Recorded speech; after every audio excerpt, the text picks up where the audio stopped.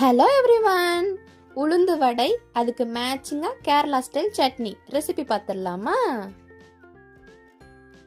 காப்படி உளுந்து எடுத்து ஊற வச்சுருக்கேன். நல்லா களைஞ்சிட்டு இப்போ அரைக்க போகிறேன். இதை அரைச்சிட்டு வந்துடுவோம். அரைச்சிட்டேன், போட்டுக்குருவோம். பவுலில் உப்பு போட்டுக்குருவோம்.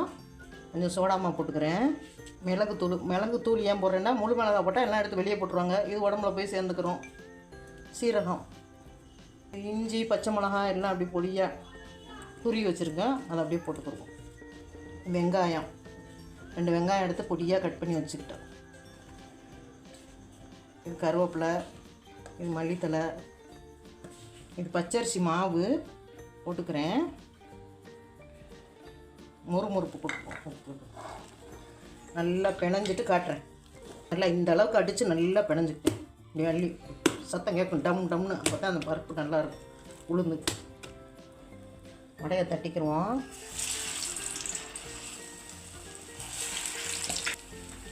நல்லா வெந்துருச்சு, பிரட்டிக்கிட்டேன். 2 பக்கம் வேகட்டும். நல்லா செவக்க வெந்துருச்சு, எடுத்துக்கிடுவோம். இப்போ வடைக்கு சட்னி அரைக்க போகிறோம். இப்போ இதை போட்டுக்கிடுவோம்.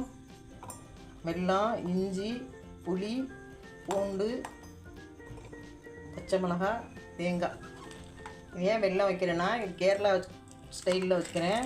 அதனால் இது நல்லாயிருக்கும். இனிப்பாகவும் இருக்கும், புளிப்பாகவும் இருக்கும், லைட்டாக உரப்பாக இருக்கும், எல்லாமே டேஸ்ட்டாக இருக்கும். இந்த சட்னிக்கு தேவையான உப்பு போட்டுக்கிறேன். சட்னி அரைச்சிட்டு வந்துடுவோம். அரைச்ச சட்னி எடுத்துக்கிட்டேன். இதுக்கு ஒரு தாளிப்பு கொடுத்துருவோம்.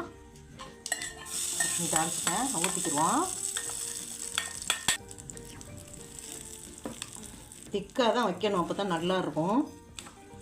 வடக்கி அப்போ தான் தொட்டு சாப்பிட நல்லாயிருக்கும். கையில் எடுத்து சாப்பிடணும். அவ்வளோதாங்க, உளுந்து வடை ரெடி. வெளியே நல்லா கிறிஸ்பியாக, உள்ள நல்லா சாஃப்டாக இருக்குது. இந்த வடையோட கேரளா ஸ்டைல் சட்னியை அள்ளி சாப்பிட்டு பாருங்கள். டேஸ்ட்டு அல்ட்டியாக இருக்கும். நீங்களும் இந்த ரெசிபி உங்கள் வீட்டில் ட்ரை பண்ணிவிட்டு எப்படி இருந்துச்சுன்னு கமெண்ட் செக்ஷனில் சொல்லுங்கள். நான் வேறு ஒரு வீடியோவில் பார்க்குறேன். பாய்.